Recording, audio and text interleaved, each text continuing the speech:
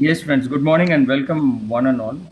So, today we have two very eminent and interesting personalities, not from the field of finance, though both of them are chartered accountants.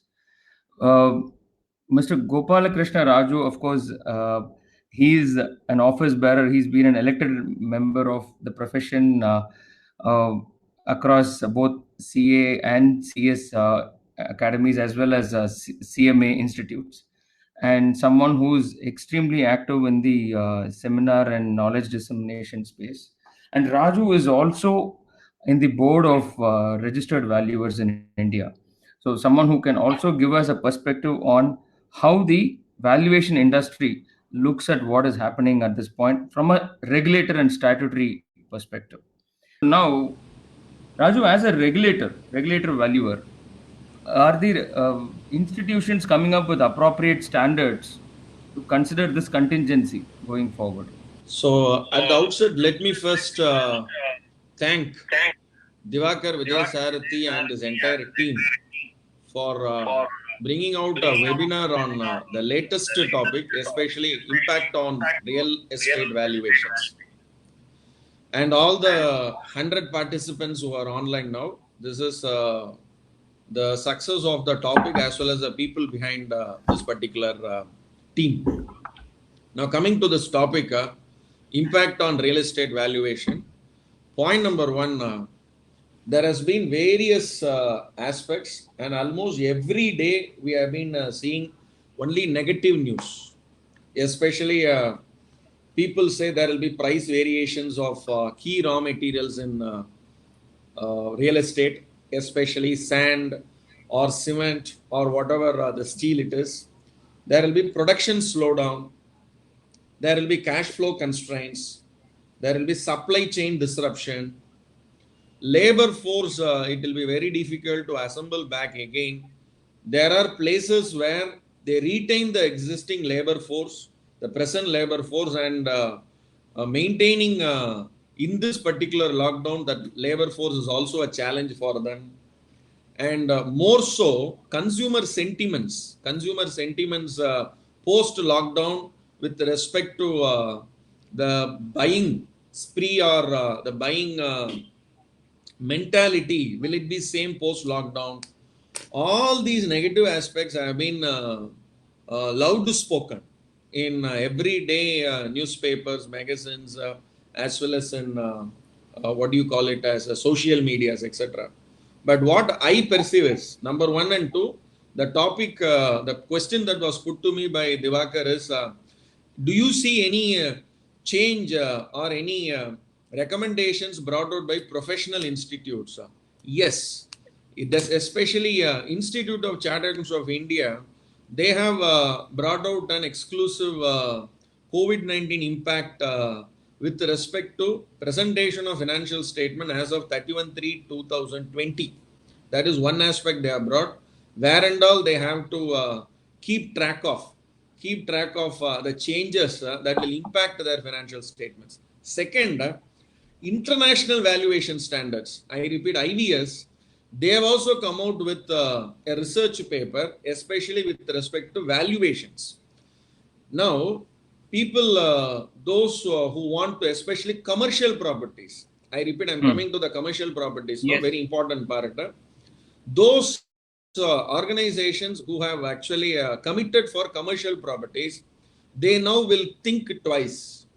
Their existing commitments, they may curtail down. I repeat, their existing commitments, whatever they have given before COVID-19, they may curtail down, and possibility of going to a variable cost model from a fixed cost model. Why should I invest so much money in a commercial property? I will rather go for a rental of the premises. So what will happen is the mood itself slightly changes from the fixed cost model to the variable cost model, and now already the thought process have been going on, and many companies, they are actually winding up from other countries, especially from China. They are coming to India.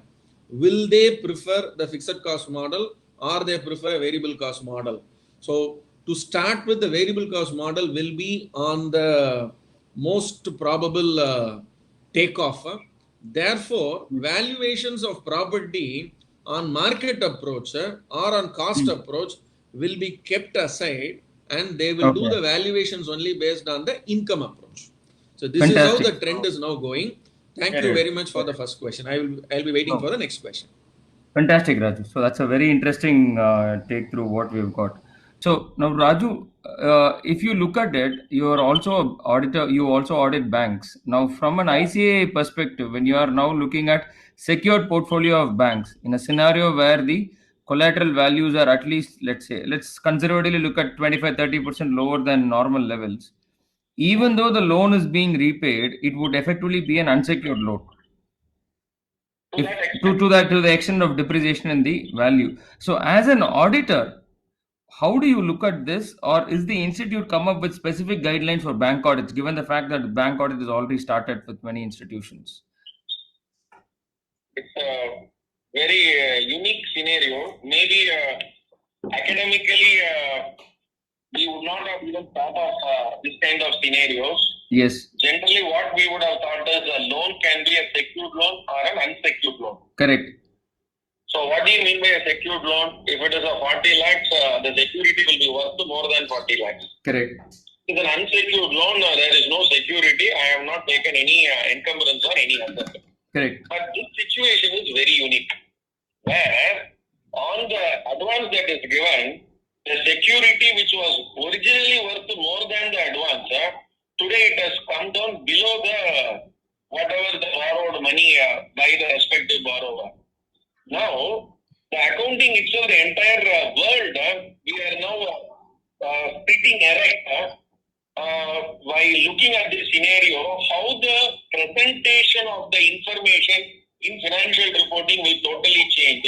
And even the professional bodies, statutory bodies, accounting bodies across the globe, they are pondering upon to come out with a solution. So as of now, we don't have a solution, Raju.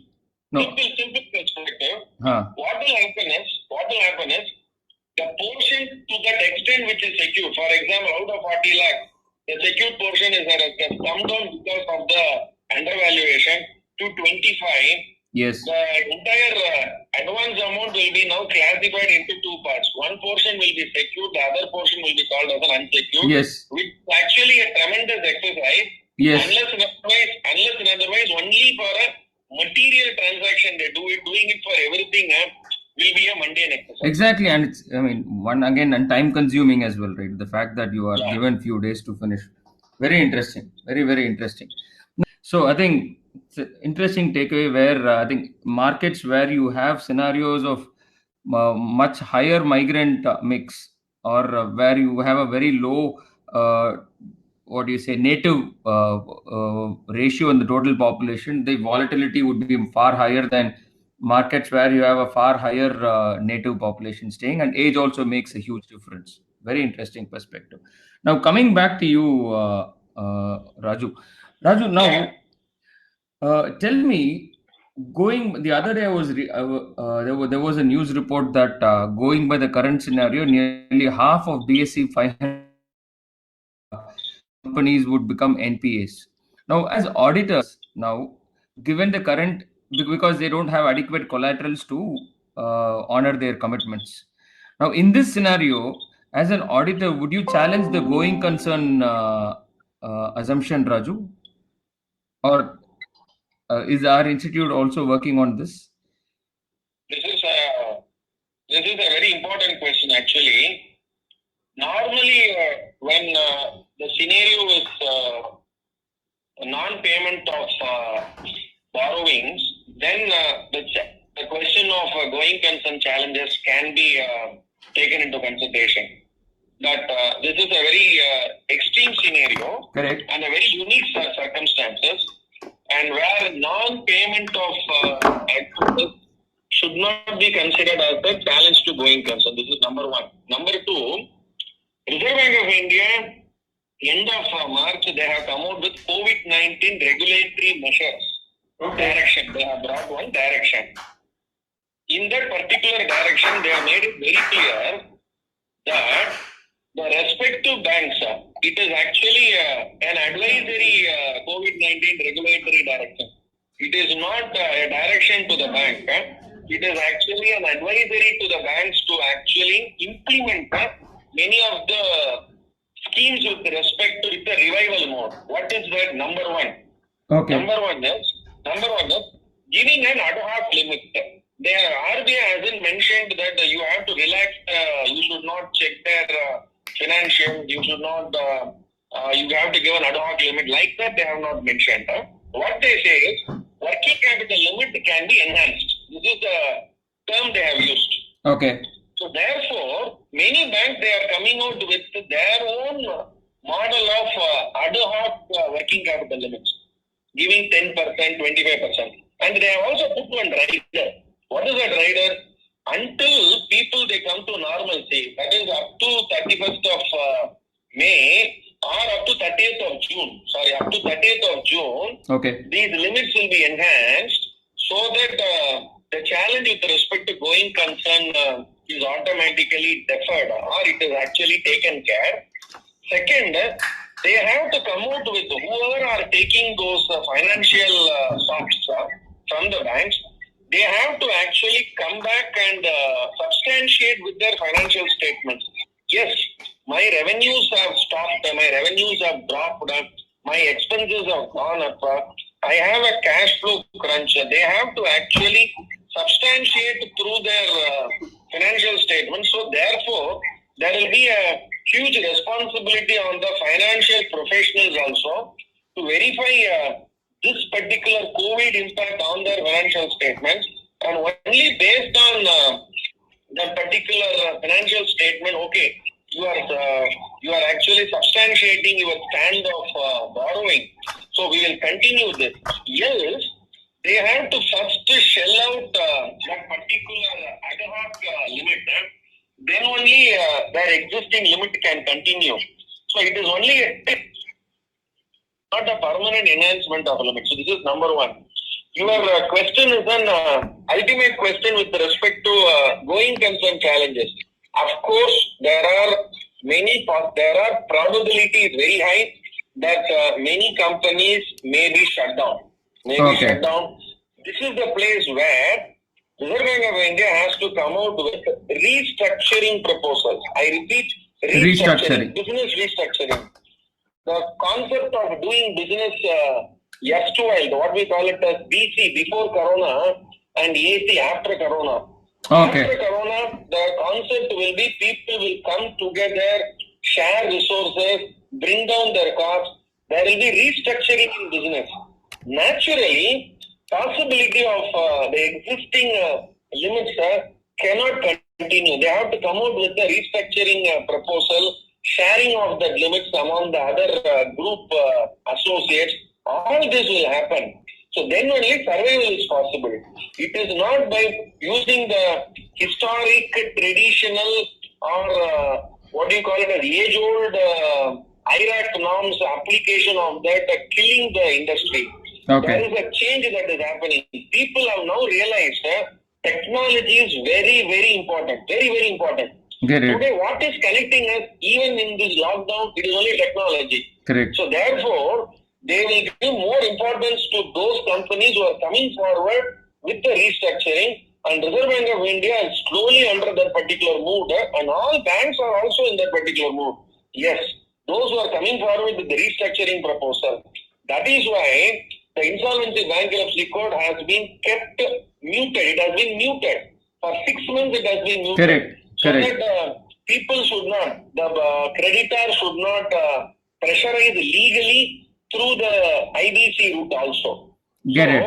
The post-lockdown, there will be lot of scope for professionals, lot of scope for consultants to come out with the plans and ideas to network, share resources, come out with a restructuring proposal. And one of the biggest advantage of India is huge population. True. Huge population, and young population is 68% of the population are young, below 35 years. So a lot of probabilities are there. And people will not find jobs actually, because already the salary cut, 30%, 20% salary cut is there. Yes. New recruitment is not possible. The existing commitments that has been given, that only is honored. So next another 1 year, 2 year job market is very, very dull. Unless and otherwise, skilled and super skilled people are there, they only will be placed. Correct. So therefore, there will be a lot of scope for entrepreneurship. So people will come forward and so many MSMEs will be mushrooming in the coming days. Thank you. Okay, nice. Very nice, Raju. See, now, since you raised the case for insolvency, IBC being suspended for 6 months, now you would see many developers going bottom up in this market because for the reasons which Sudhakar was mentioning, one, you will not have sales. Second, you will also not have migrant employees also available to work with. Now, in this scenario, what would as an auditor and as an IBC professional, do you see deals which were originally struck with the IBC panel on there would have been a resolution committee which would have approved certain modes of repayment, let us say in the month of January or February. Every month, let us assume he has to repay 10 crores. In the current markets, that's not possible. Are deals which were originally resolved under the IBC route coming up for renegotiation? Has the IBC panel come up with any statute in this regard? Actually, a very good question. The BLRC committee, that is Banking Law Reforms Committee report, Okay. when they tabled this committee report along with volume 2, that insolvency bankruptcy code, Okay. they made one point very clear that you take time, that is called the calm period, 270 days, 180 plus 90, 270 days. Now the 270 days 330. period, just another some more time has been given. Yes. So that 270 days time you take as a calm period, you think around say and decide on the particular plan and then give a commitment. Who gives the commitment? Committee of Creditors gives the commitment. Okay. Now, once it has been committed and the NCLT has given an approval on that particular plan, it is applicable. That means they are obliged with respect to honoring their commitment. Now, their financial circumstances in such a way, the global financial circumstances in such a way, expecting an investment, they would have given a commitment. The Correct. investment will be delayed or investor will go back. Now their commitment to NCLT for the resolution plan cannot be honored. We don't have an answer as of now today with respect to non-honoring. There is only one course of action that can happen. What Get is it. it? If the resolution, as per the resolution plan, if the participants of the resolution plan, they don't honor, that will be a reason for submitting for a liquidation application. So what will happen? Majority of the resolution plans with huge commitments, it will be either delayed or denied or defaulted. So on the resolution plan, there will be default. The only option under the IBC is going for liquidation, but liquidation is not the solution. Correct. So therefore, there will be a possibility of a restructuring or section 230, what will be called as a compromise proposal. Okay. So many companies, what will happen is, they may go for a liquidation order and immediately they may go for a compromise proposal. Okay. An arrangement, compromise or a restructuring proposal. They will say, we will try to do it not at the committed cost but at a reduced cost. So please allow us. So Get it. presently the law only course of action is, it cannot be done through this, only through 230. So that is why I said, lot of restructuring work will be coming in the days to come. Okay. Very interesting. So you're talking about the entire IBC resolved cases or where the resolution plan has been submitted will still again come up for restructuring. Definitely. Very, very interesting. Now, friends, in the So meanwhile, therefore, lot of valuation work will be there. so there's no reason to complain. Because second time you have to do the valuation. Correct. The valuation which you have done at the time of CRP process would have been higher. Now it will be lower. Correct. So they will take the shelter because of the valuation. So valuation plays a key role. Yes. No, very, very true. So coming back, so I just want to do a follow up on that comment which you made, Raju. Now you're saying that valuation will be a key role. Now, tell me what is the recently the government also set up the Institute of Valuers, and I'm sure you are one of the active members in that institute. So how big is that institute, and what kind of work the institute has been doing? If you can enlighten us, that will be interesting. That's a very good question actually in this times. The institute, this is only a proposal. Okay. Presently, the regulator is IBBI. IBBI is actually carrying two babies. One is the insolvency baby. Okay. Another is the valuation baby. Okay. So IBBI as a regulator has been very clear that we want to only regulate the insolvency related laws, not with respect to valuation laws. Okay. So Okay. a special committee of experts has been formed and it has been tabled now as a draft valuers bill. Okay. Where so many changes has been brought. What is the changes? Number one is presently you have the registered valuer is only recognized in Insolvency Bankruptcy Code, Companies Act and SEBI regulations. Okay. But only 3 laws. But Okay. after National Institute of Valuers and the Valuers Bill becomes an act, there will be 14 act where there will be revamp, there will be amendment that will be made immediately after becoming an act. What are they? Income Tax Act, first. Goods and Service Tax Act. FEMA, presently FEMA, Chartered Accountants can give valuation report. Yes. Merchant banker can give valuation report. Okay. It will be amended. No Okay. chartered accountant, no merchant banker. It will be only valuer under the Valuers Act. Okay. Okay. Income Tax Act, GST Act, the Prevention of Money Laundering Act, Okay. Okay. Okay. Black Money Act. So all these acts, there will be a lot of scope for valuation. Okay. So you guys are now making sure that valuers are the most important professionals in the country, yeah, going forward. Second most important thing is in India valuation today management can do the estimate. Correct. So even that is also going out. So in India, the valuation has to be done already indirectly, not in India, but through CARO 2020. Okay. But Okay. through CARO 2020, registered valuer's role has been mandated. Back to route. So now, referring to CARO, it will be brought in, MCA will bring a separate notification that all India's valuation should be only done by valuers. Finished. Okay. Okay. Okay. Very, very interesting. Very interesting. So we are in now for a complete regulatory overhaul after this, and the fact that valuation. Definitely. And that point to be noted, valuers are being kept at heels by putting lot of professional misconduct. Get it. Very similar to, very akin to company secretaries and chartered accountants. Get it. And what is not there in CA Act and Company Secretaries Act and Cost Accountants Act is there in the valuer's bill. What is it? Minimum 2 lakhs penalty. Oh, irrespective of the off fees. Okay, maximum 10. Minimum 2 lakhs penalty to Okay. maximum 3 times of the loss incurred because of the valuation report. So valuers are at the risk of becoming bankrupt, for one back. Definitely, definitely. So therefore, every valuation report they have to take an indemnity insurance. Get it. I think that's So going to be. insurance companies also will flourish. They have to come out with a lot of products for indemnity insurance. Yes. Which they are going to pave a path for all the other professionals to take indemnity insurance. Okay. For chartered accountants, for cost accountants, company secretaries, architects, engineers, or medical professions.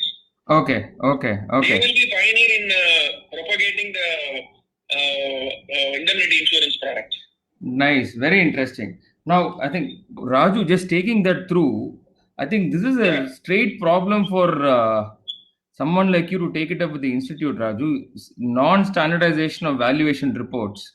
Like today, how an audit report is standardized or a long form audit report is standardized for a bank audit.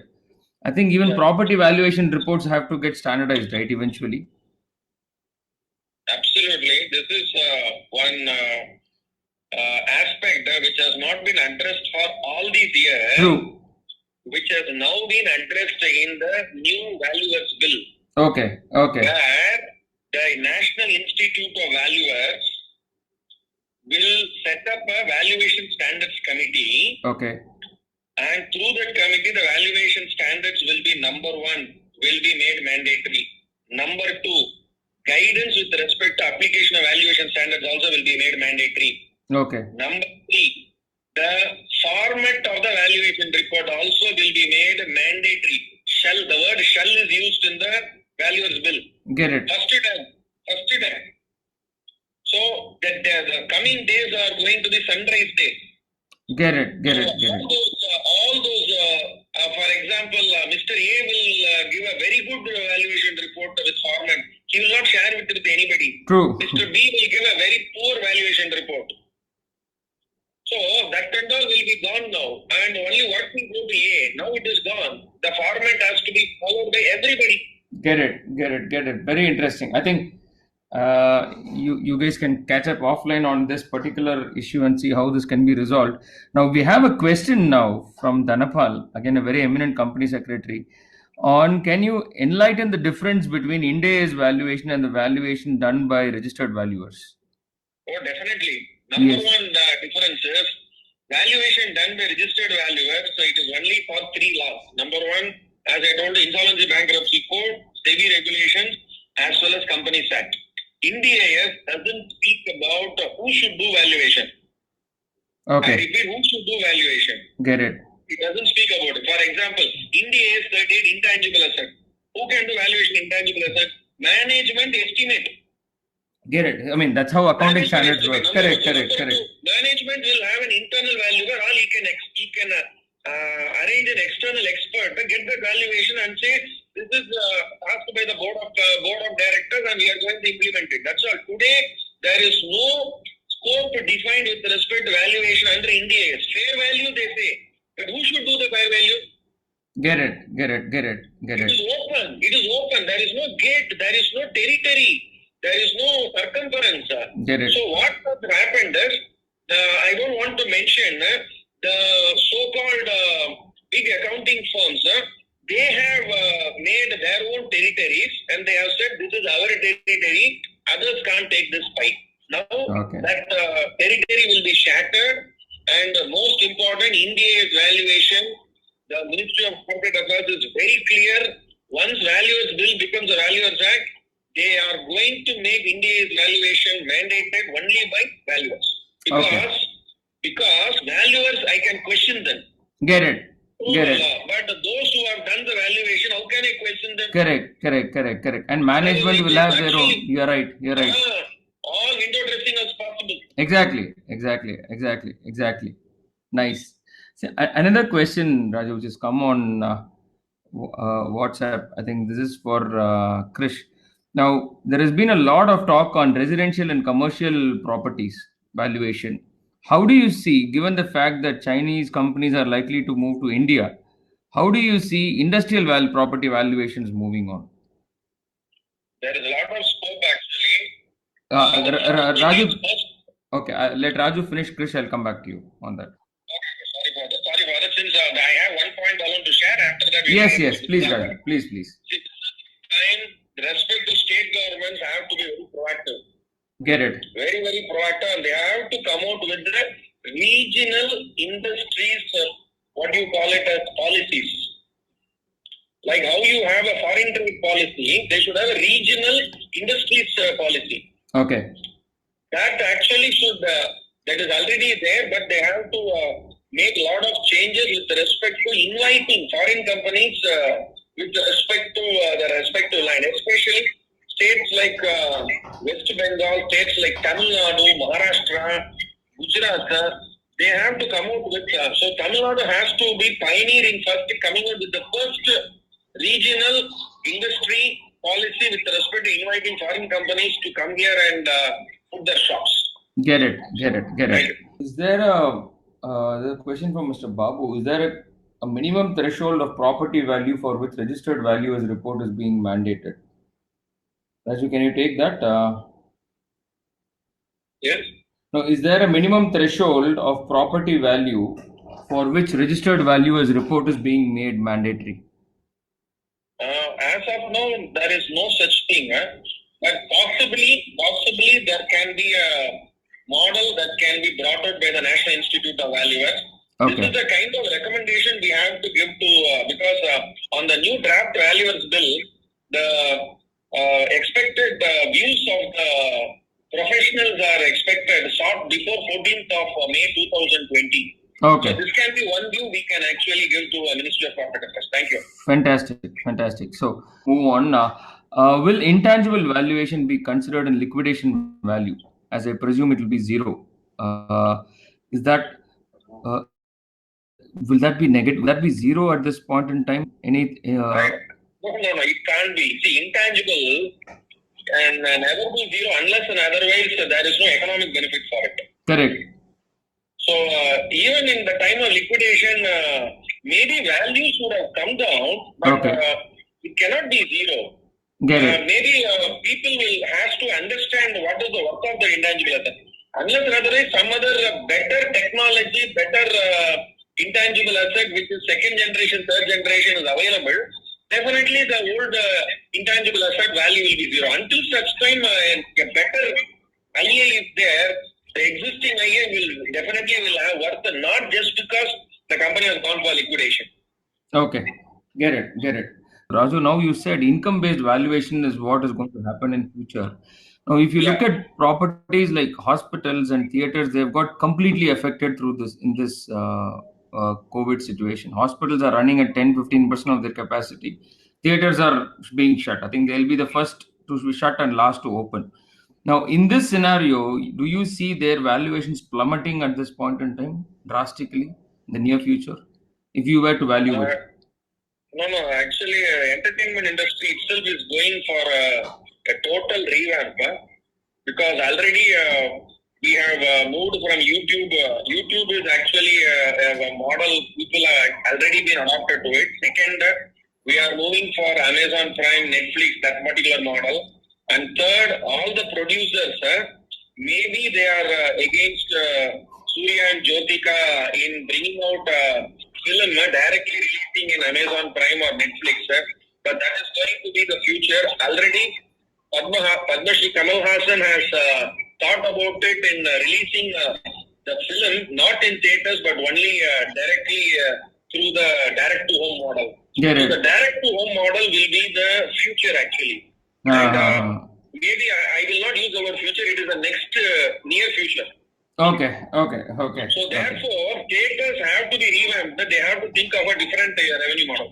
Get it. I think they'll all. Number of theaters will be reduced actually. True. Very true. But I think let's all hope that human being is a social animal. So we all have some social needs to go out and meet other people. That still continues. Raju, this is for you, but this is more from a Valuers Act. Question from Mr. Chandresh. I'll just pick that and that will be the last question, friends. Please don't mistake it. It's entirely in the interest of time. So there is a query on how do you look at the Valuers Act? Is this favorable to individual valuers or otherwise? Because it seems he gets conflicting views from different people in this regard. Actually, only one thing. When you are going to look forward, you should not look backward and then compare. So therefore, kindly don't compare what has happened in the past with the present law. Present law has a very big vision. The scope is very, very big, and the piece of cake is not multiplied twice. It is multiplied minimum 5 times. Okay. So therefore, it is going to be a very big profession, and it is going to be in parallel to chartered accountancy, company secretary profession. So therefore, comparing with the past may not suit. There is a slogan of Spider-Man: with great power comes great responsibility. Get it. So therefore, when powers have been given for the signature of a valuer, there is also obligation is there. Minus obligation, I need power, I need only sweet, I need only pie. That is not possible. True, very true. That should be there. Then only we can get quality. Thank you. Nice, Raju. Well said. And how many valuers are there? Registered valuers are there in India? Only 3,000. Only 3,000. There is a scope for 2 lakh valuers. Fantastic. I mean, that's amazing. And with these positive words, friends, I think thank you all once again for having joined us. Thanks to our speakers, Krish and Raju, for keeping us enlightened all through. It's indeed been a pleasure engaging with all of you. Thank you once again. Thank you, Divakar. Thanks a lot.